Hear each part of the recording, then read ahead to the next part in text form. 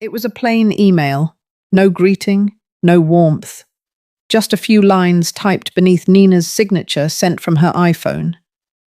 The subject line read, "Holiday Plans." I stared at it for a full minute before opening it, even though I already knew. Not a call from my son, not even a voice memo, just that flat screen glow with a message that felt more like a calendar alert than an invitation. For someone who had once wrapped his birthday gifts in hand-painted paper and baked 3 cakes, because he couldn't decide on a flavor, this moment landed harder than it should have. I wonder if any of you have ever read a message so short, yet felt something in your chest pull just a little bit tighter, that quiet tug. The kind that says you're no longer part of the story. The message read, "Christmas dinner will be at our house again this year. Around 5.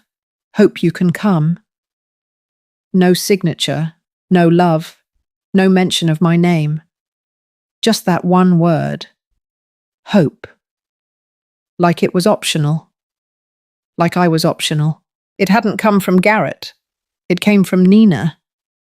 That stung more than I admitted. My son and I used to talk every Sunday, even if it was just 10 minutes.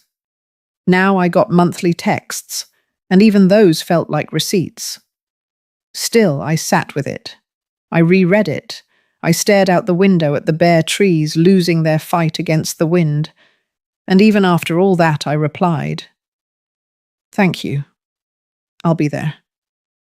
I typed it slowly, carefully, like the words might break if I pressed too hard. I didn't ask if they needed anything. I didn't offer to bring food or help set up.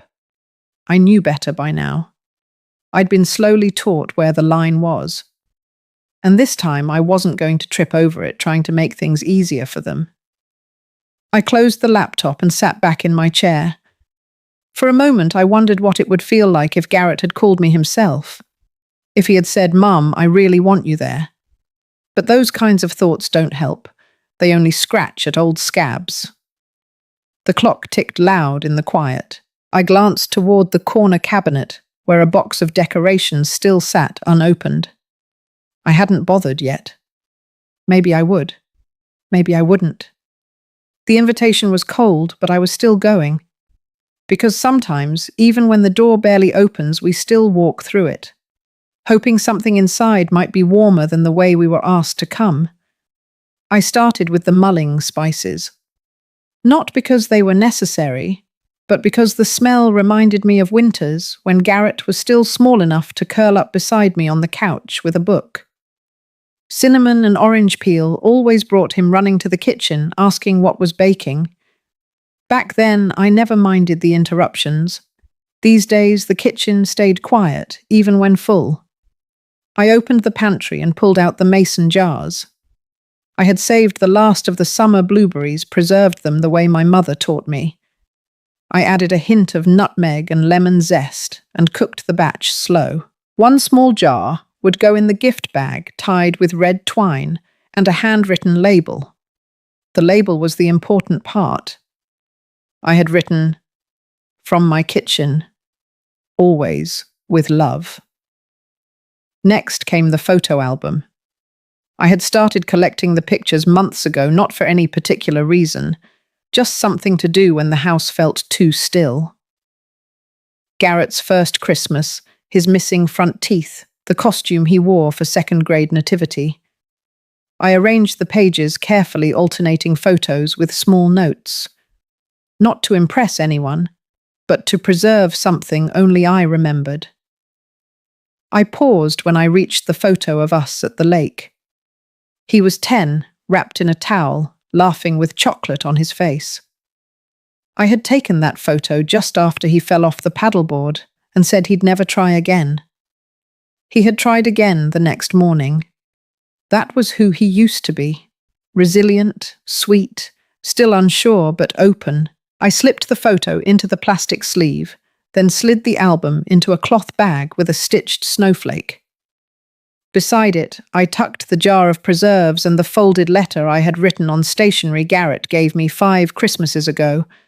It was pale green with a gold border, the kind that made even simple words feel important. I didn't write much, just enough to say that I hoped we would share more than space this year, that I missed the sound of him laughing without looking over his shoulder, that even now I still believed in second chances. The bag wasn't big. It wouldn't stand out under a glittering tree. But it carried 30 years of winter mornings, scraped knees, late-night school projects, and quiet prayers, whispered through closed doors. I placed it by the front door ready for the next morning. Even if I wasn't sure how I'd be received, I wanted to arrive holding something that reminded me of who I was. Not just Garrett's mother, but someone who remembered how to love even when the love wasn't returned. The sky had turned a soft, steely grey by the time I pulled into their neighbourhood. Snow was already beginning to gather along the edges of the driveway, thin, white veins stretching across the sidewalk. I parked by the curb and turned off the engine, letting the silence settle for a moment. Their house looked warm from the outside. Light glowed in the windows, flickering across the front room like a fireplace might be going. I could hear laughter, faint but clear, rising above soft Christmas music. Someone was clinking glasses. A child's voice squealed with delight. It all sounded lovely, almost like I was welcome. I gathered my gift bag from the passenger seat, made sure the album was still tucked inside safely. My gloves were in my coat pocket, but I didn't put them on. My hands were shaking and I needed to feel the cold. The walk up the drive felt longer than I remembered. I passed the familiar row of hedges Garrett used to help trim in the summer, the ones I bought after he first moved in to add curb appeal. They looked the same, just dusted in white, now brittle and bare. I climbed the steps slowly, careful on the ice. The doorbell was new, sleek, digital. I pressed it once. A soft chime rang inside. Then nothing. I waited. No footsteps. No shadow behind the glass. Just more laughter in the background. I rang again. This time I leaned forward, listening closer. Still nothing. I stepped back and glanced around. My boots were beginning to soak through, snow caught in the cuffs of my pants. The bag in my hand started to sag under the weight of moisture. I didn't move. 10 more minutes passed. A car drove by slowly, tires crunching over fresh snow. The driver gave a quick nod and wave. I nodded back, tried to smile, but my face felt stiff. There was no explaining what I was doing. No polite way to say I had been invited but not expected. I stood another 5 minutes, then 10 more. The cold worked its way into my bones, deep and slow, like grief that didn't need words. The front porch light flickered once, then steadied. Still no one came. I shifted the bag to my other hand. It had started to feel heavy. From behind the curtain, a movement. I couldn't be sure, but something stirred inside. A shadow. A shape. Then it disappeared. I rang the bell one last time, not in anger, not even in hope, just in quiet finality. Then I stepped back down to the sidewalk and waited. I told myself I would wait 5 more minutes. Just 5. After all, I had said I would come, and I had. Even if no one was opening the door. The door finally opened. Garrett stood there with a look that was neither welcoming nor annoyed. Just blank, like he had stepped into a room and forgotten why. He blinked twice, then said my name more like a reminder to himself than a greeting. I nodded and lifted the soggy gift bag. He didn't reach for it, just stepped aside. Inside, the warmth was immediate. The scent of pine and cinnamon hung in the air, thick and sweet. Lights blinked across the tree in the corner. The living room was full. Coats draped across the backs of chairs, drinks half finished on the mantel, shoes kicked off near the baseboards. I could hear someone laughing in the kitchen. A child darted past with glitter stuck in her hair. Nina appeared from the hallway. Her lipstick was perfect. She wore a cream sweater dress and gold earrings that sparkled under the pendant light. She glanced at me, then smiled, just enough. "Oh, we thought you might not make it. We got caught up with everything. She didn't take the gift bag either." She motioned toward the dining room and turned already mid-conversation with someone behind her. Garrett gestured vaguely toward the front closet, so I hung my coat there myself. The hook was loose. I had tightened it 3 years ago, back when they first moved in. Back when I still carried a small toolkit in my purse, just in case they needed something. The dining table was full. 12 seats, all taken. A folding chair had been added at the very end, tucked half into the walkway. That was mine. I knew without asking. I slid into it and placed the gift bag on my lap. My knees brushed the edge of a plant stand. The album inside the bag bent slightly under the pressure. No one asked about my drive. No one mentioned the snow.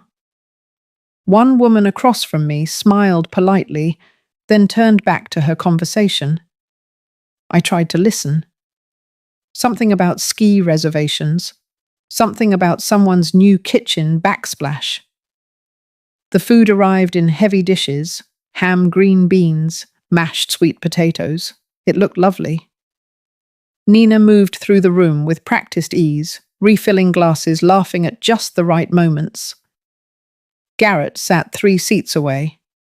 He caught my eye once and nodded, then looked away. When dessert came, I reached for my bag, thinking maybe now would be the right time. Maybe someone would ask what I brought. But the moment passed. The conversation never slowed. The space around me stayed untouched. I set the bag beside my chair. Someone asked Nina where she got the glassware. She said it was a wedding gift from Garrett's aunt. I had bought that set. She didn't mention that. I swallowed the rest of my coffee and smiled when someone passed me a dish. I held it steady as they served themselves and never looked my way. The lights shimmered overhead. My chair wobbled slightly on the uneven tile. I adjusted it with my foot and said nothing. I had been let in, but I had not been welcomed. After dinner, the kids were sent into the den with puzzles and cocoa. The adults stayed behind, lingering over pie and decaf. I stayed in my folding chair, quiet hands folded on my lap. The gift bag was still beside me, unopened. I watched Garrett laugh at something Nina said. His posture was easy, relaxed, the kind of comfort that comes when a man believes the room belongs to him. I remembered that same curve in his shoulders when he used to collapse onto our old couch after football practice. But now the boy I had raised had been replaced by someone with carefully measured gestures and polite detachment. Nina's niece came skipping back into the room. She couldn't have been more than 7. She looked at me with a squint, like trying to place a face she couldn't quite remember. Then she turned to Nina and said something in a stage whisper. "Is she the cleaning lady? Like Miss Janice at my school?" A few chuckles followed, soft and uncomfortable. Nina laughed the loudest, then waved her hand like it was nothing, just a kid being silly. But she didn't correct her. Garrett said nothing. I sat very still. I didn't correct anyone either. Not because I agreed, but because the room didn't feel like mine anymore. I had been invited, but not expected. Present, but not seen. Someone started clearing plates. Nina leaned toward Garrett and said they should set up the dessert station in the kitchen.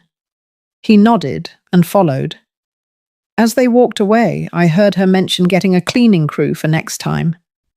My name wasn't said, but I felt it float in the silence that followed. I stood and gathered the gift bag. The contents had shifted slightly inside the jar, tapping against the edge of the album. I didn't open it. I didn't offer it. I placed it gently behind my chair, out of the way, like something someone might find later, and wonder who left it behind. A soft hum of music played from the living room speaker. Someone lit a new candle, vanilla and cedar. I walked to the hallway and looked at the framed photos on the wall. A family beach trip, Garrett in sunglasses holding Nina close, their daughter in her dance costume. All recent, all polished. There were none of the old ones, none of the baby pictures I had taken, none from our old backyard. Not even the high school graduation where I stood in the front row cheering louder than anyone. It was as if I had been gently erased. I returned to the table just as Nina brought in a tray of tiny cheesecakes. She smiled at me, soft and vague, like someone greeting a distant cousin. Garrett avoided my gaze. I sat back down. No one asked me to share a memory. No one asked what I had brought. The evening unfolded without a single thread tying me to it. I had always known families could grow apart. I just hadn't realized mine had done it while I was still in the room. When the dishes were done, and most of the guests had left the house, thinned out into quiet. I stood near the hallway, unsure whether I was expected to stay or go. No one offered a blanket, no one mentioned the guest room. Garrett was helping Nina stack leftover containers, and neither looked my way. It was late. The wind had picked up outside, swirling snow against the windows. I cleared my throat softly and walked toward the den. There was a small pull-out sofa in the playroom. Not a real bed.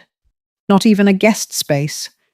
Just something the kids used for movie nights and sleepovers. I had seen it once when I dropped off a box of old books Nina never acknowledged. The sofa creaked as I sat down. I pulled off my shoes and folded my coat over the armrest. There was no pillow.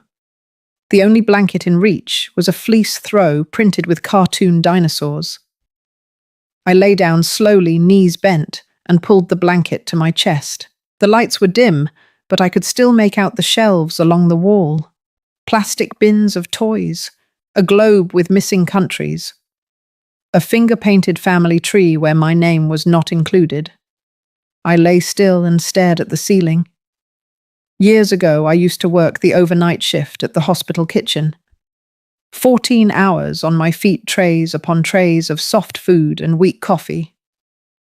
I would come home just before sunrise, aching, and still make Garrett's lunch before he left for school. It never felt like sacrifice. It felt like love.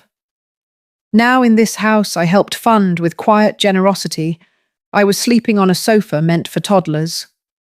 No one had even said goodnight. I closed my eyes and let the ache in my hips anchor me to the room. This is temporary, I told myself, just for tonight. But it felt like more than that. It felt like a line had been drawn while I wasn't watching. A line that said you were once needed and now you are simply here, like a lamp left plugged in, too sentimental to throw out, too outdated to use. A door clicked somewhere in the house. Then silence again. I listened to the hum of the refrigerator, the whir of the furnace kicking on. Familiar sounds in an unfamiliar space. I thought of the gift bag still behind the chair in the dining room. Maybe someone would find it tomorrow. Maybe they wouldn't. Maybe it didn't matter anymore. I turned on my side, clutching the thin dinosaur blanket. My eyes stayed open for a long time. It had taken a lifetime to build this family, and just one night to realize I had been written out of it. Morning came slowly, filtered through the thin curtains in the playroom. I sat up stiffly, rubbing my shoulder where it had pressed against the edge of the sofa all night. The blanket had slipped to the floor sometime before dawn. My back ached and my neck had a tight pull from sleeping curled too tightly in too small a space. The house was already stirring. I could hear Nina in the kitchen, her voice low but steady, probably giving Garrett instructions about packing leftovers or sorting the recycling. There was no rush in their movements, no urgency. It was a normal day for them, just another morning after another holiday. I folded the dinosaur blanket and placed it neatly on the sofa, then slipped into the hallway. Garrett was at the counter pouring coffee into 2 mugs. He looked up when he saw me and hesitated. Then he smiled, soft but rehearsed, like someone greeting an acquaintance at the grocery store. I stood there unsure if I should wait for something more. Nina appeared behind him, holding her phone, already dressed, already polished. Garrett said they had been thinking. There was a senior community not far from here, just a few minutes out of town. Spacious, private. They had driven past it once and thought of me. He said it would be perfect, quiet but not isolated. I would have my own place, my own space. Freedom, he called it. Independence. I listened. Nina nodded along, supportive, helpful. She said it was about making sure I had comfort, that I deserved peace. The words came smoothly practiced like a pitch. They weren't asking. They were directing gently. It was not cruel. It was polite. But it was clear. They no longer saw me as part of this house, not even in the corners. I had become an item to be placed, to be positioned somewhere they could feel good about, a solution, a checked box. I smiled. I thanked them for thinking of me. Garrett looked relieved. Nina returned to scrolling her phone. No one asked Chowd how I slept. No one asked what I had hoped for when I came. I took my coat from the closet, the hook still loose, and slipped it on. The hallway mirror caught a slant of light from the window. I barely recognized the woman in it. Pale, quiet, smaller than she used to be. But the eyes still remembered everything. I told them I would think about it. Garrett offered to email me the brochure. I nodded. Then I stepped out into the cold. My car waited where I left it, dusted with snow, alone at the curb. I sat inside for a moment before turning the key. The house behind me didn't shift. No curtain moved, no door cracked open. It was done. They had made their suggestion, and I had heard it loud and clear. The road home felt longer than it should have. I drove in silence, the heater wheezing against the cold. My fingers were stiff on the steering wheel. The sky hung low, the kind of grey that swallowed sound and colour. Everything looked like it had been dipped in ice water. The cabin stood just where I left it. Quiet, steady, surrounded by pine trees, heavy with snow. It was small but mine. Bought years ago with the overtime pay I had saved, tucked away for weekends that never quite happened. Now it would be more than a weekend escape. It would be a return to something I hadn't named yet. Inside, the air was still. I turned on the lamps, lit the fireplace, and slipped into the wool slippers waiting by the door. The wood creaked under my feet as I walked to the small kitchen and put on a kettle. My hands moved without thought, finding the tea bags in the drawer, the same brand I always used.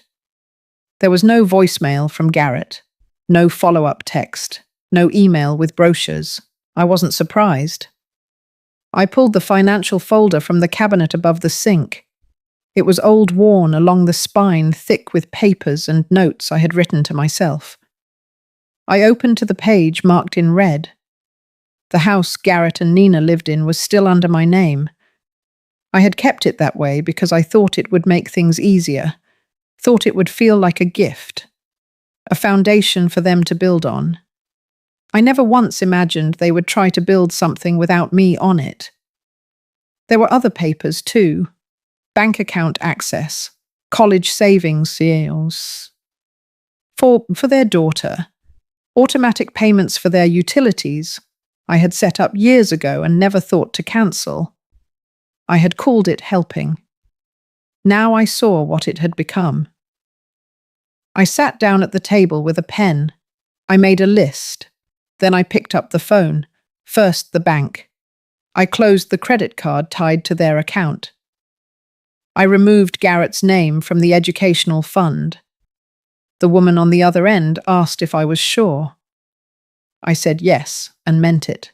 Then I called my lawyer. The house would be transferred into a private trust, not for them, for something better. For a community fund that would help retired nurses. Women like me who had worked quietly for decades and ended up just as quietly forgotten. I would keep the cabin. My name. My quiet. It wasn't revenge. It wasn't spite. It was clarity. Outside, snow began falling again, soft and slow. I watched from the window the cup of tea cooling in my hand. My reflection in the glass looked steadier than it had the day before. For the first time in a long while, I was not waiting on anyone to make space for me.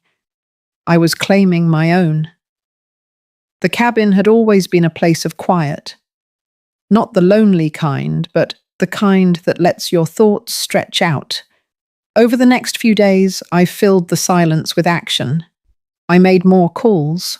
The property title was signed over to a non-profit that supported retired caregivers.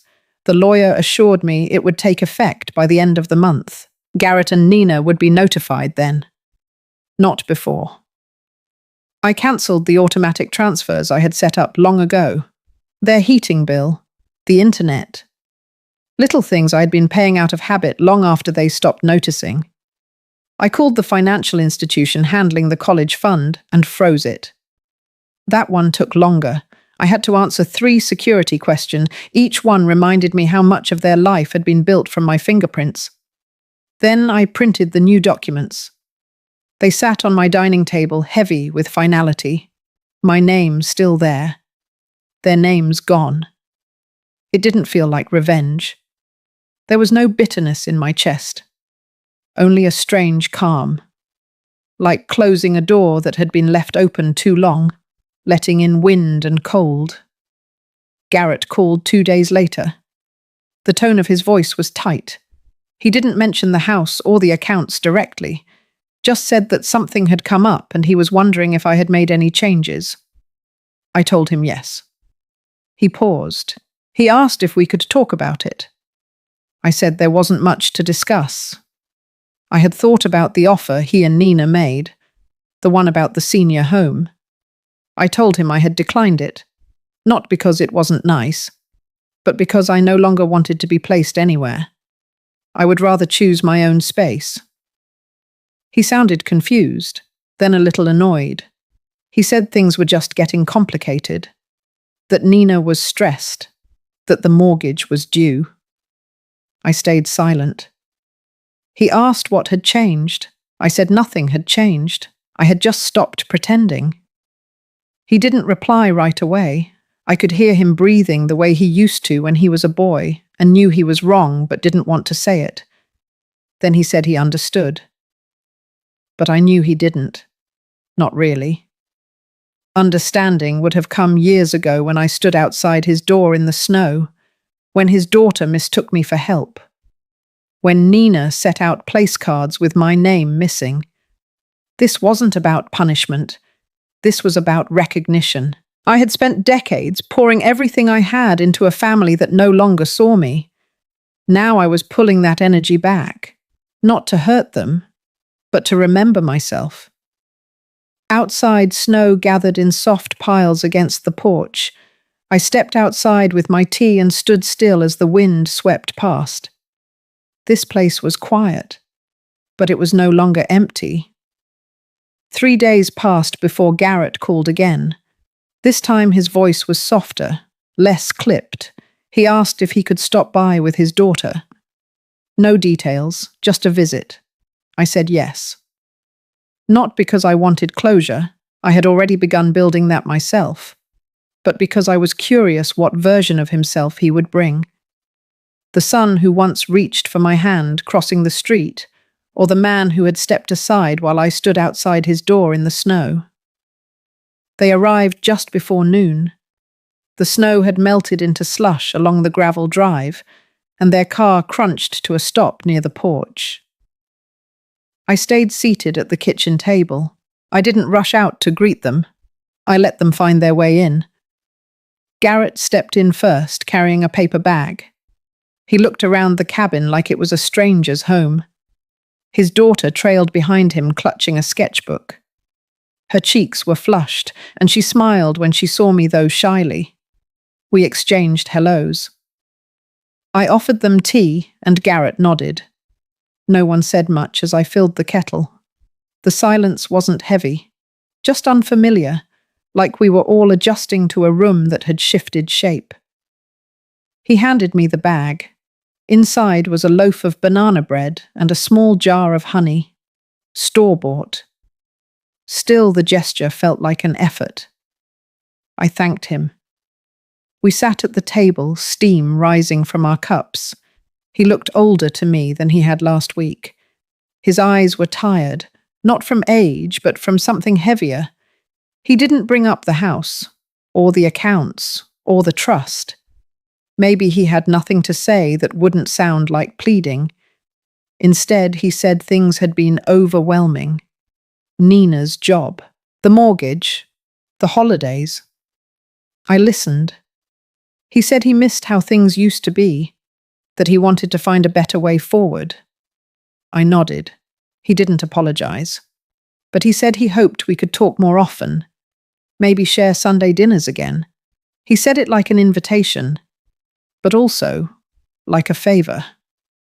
I told him I needed time, that I wasn't angry, I just wasn't willing to disappear anymore. He looked down, nodded, and placed his hand over the cup. No attempt to hug, no request to stay. His daughter drew quietly at the end of the table. When they stood to leave, she handed me the paper. A sketch of a cabin. A woman in a red coat standing outside a small fox curled at her feet. I smiled and thanked her.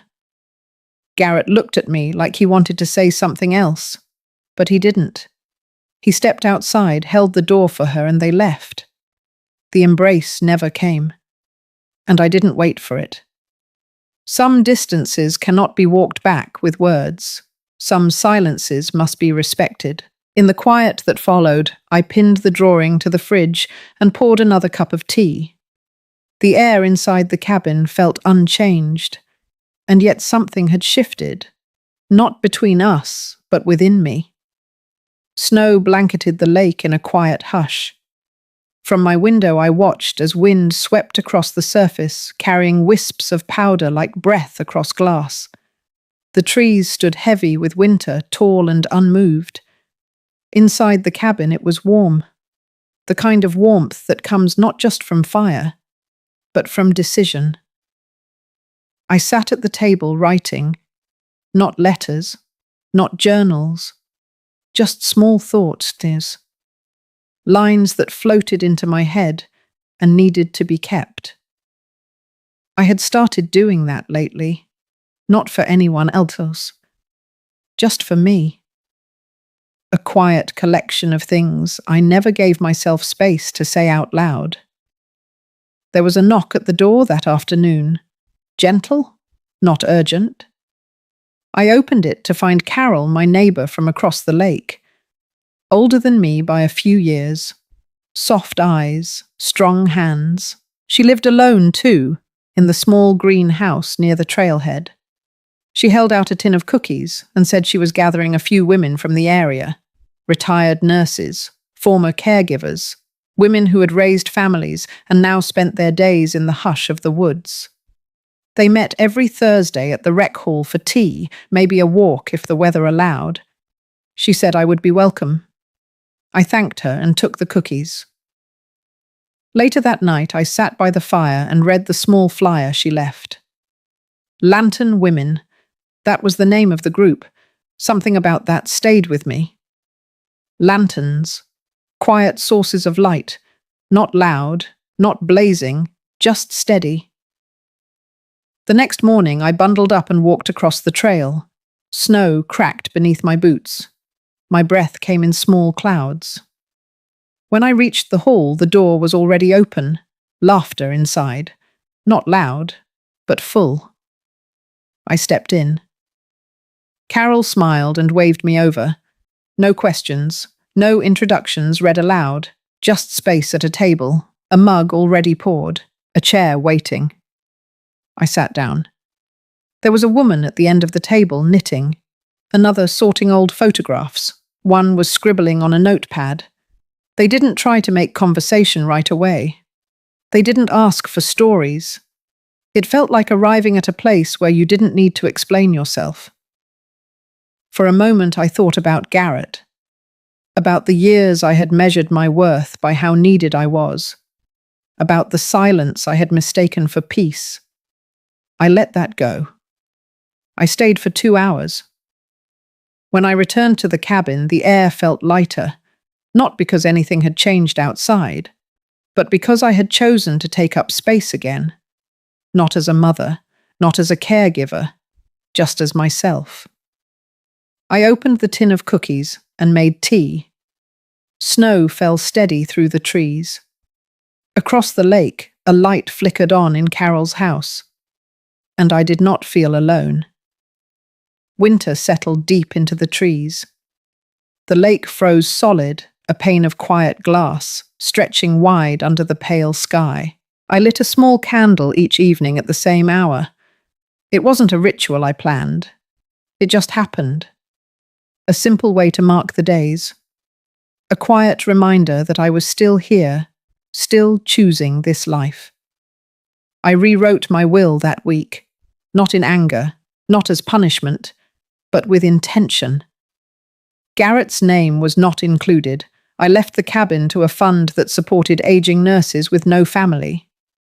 The remainder of my savings would go to scholarships for daughters of single mothers pursuing caregiving professions.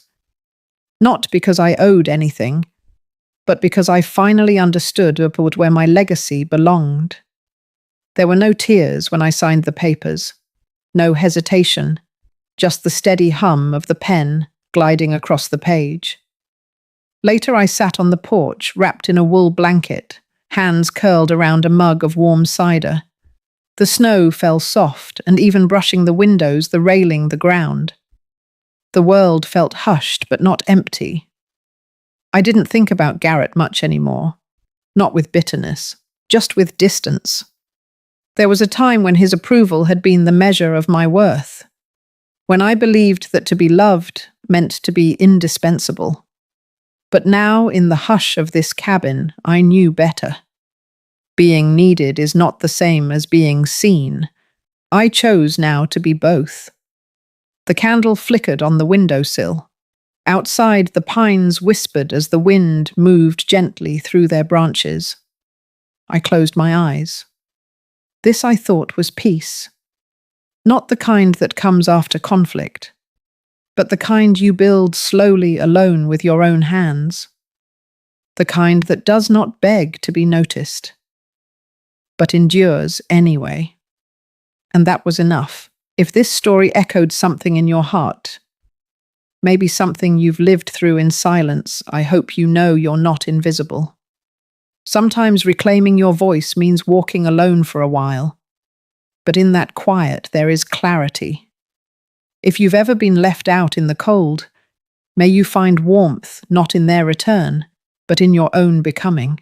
Let me know how this story sat with you. Or just sit here with me a moment longer. We don't always need to speak to understand.